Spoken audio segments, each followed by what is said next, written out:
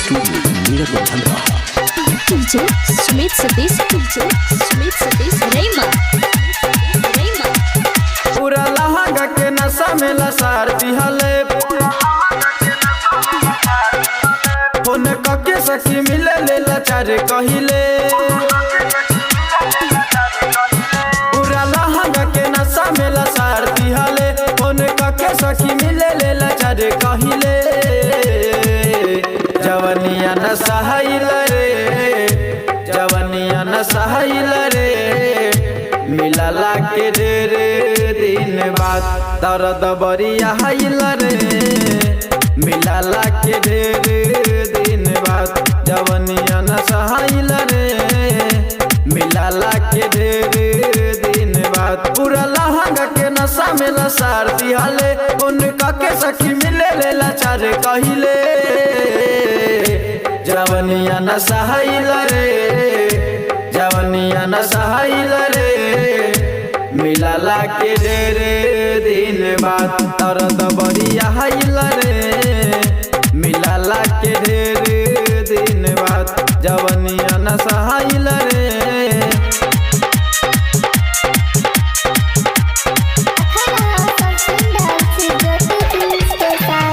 DJ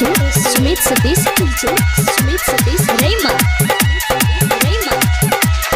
पहिला मिलन में हमारो साखी देहिया थर थर कहरे देख के हमरे उछड़ल जवानी लागल हाथ से बटोरे पहिला मिलन में हमारा साखी देहिया थर थर कहरे देख के हमरे उछड़ल जवानी लागल हाथ से बटोरे सखी छुआते हमारे बुरा हाल कहिले गाके कमर पे हाथ बवाल कहिले सखी छुआते हमारे बुरा हाल कहिले गाके कमर पे हाथ बवाल कहिले जवनिया न सहाइल रे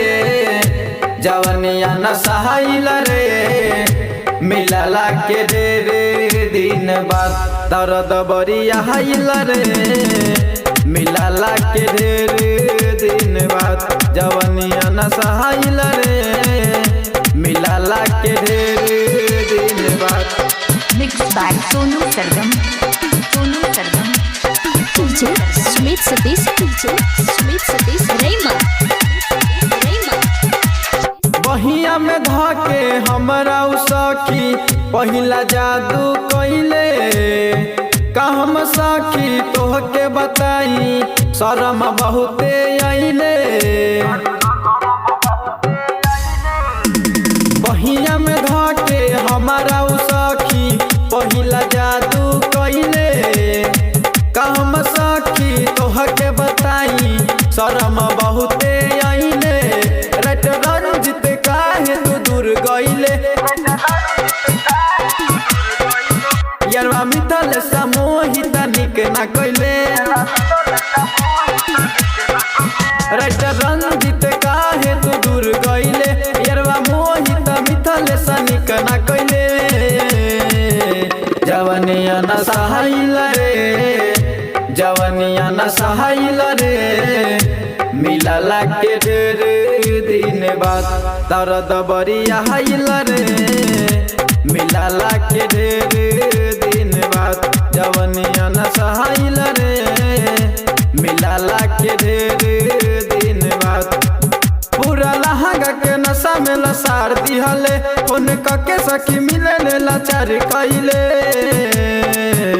जवनिया न सहाइल रे जवनिया न सहाइल रे मिलला के रे दिन बाद दर्द बरिया हाइल रे मिलला के रे दिन बाद जवनिया न सहाइल रे मिलला के रे दिन बाद मां शारदे रिकॉर्डिंग स्टूडियो नीरजपुर धमदाहा।